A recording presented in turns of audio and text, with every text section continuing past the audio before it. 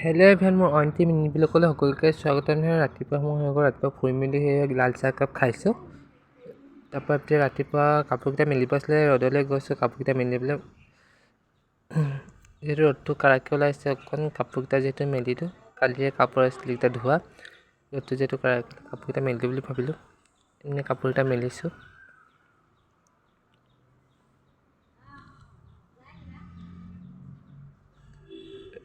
ৰাতিপুৱা টাইমটো একেবাৰে লৰালৰি হয়, অকণো সময় নাপাওঁ। আপুনি ডিউটিত যাব লাগিলে আপুনি কাপোৰকেইটা ওলাই থৈ যাব লাগে। আজি উঠাও দেৰি হ'ল অকণ। তাৰপৰা আপুনি কাপোৰ চাপোৰ মেলি ৰুমলৈ গৈছোঁ।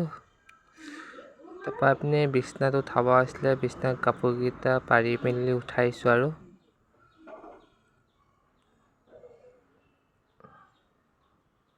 ৰাতিপুৱা সময়কণ এইটো কম্বল চম্বল পাৰি জোকাৰি মেলি পাৰিছোঁ ধুনীয়াকৈ।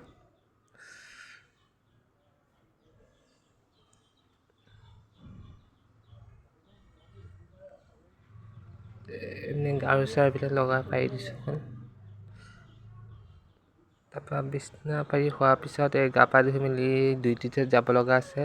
মায়ে মেগী আৰু চাহ বনালে, এনে গাখীৰ চাহটো মোৰ মেইন জানি। আৰু তাৰপৰা মেগী খাই ল'লোঁ, খাই মেলি আকৌ ডিউটি যাব ওলালোঁ। আৰু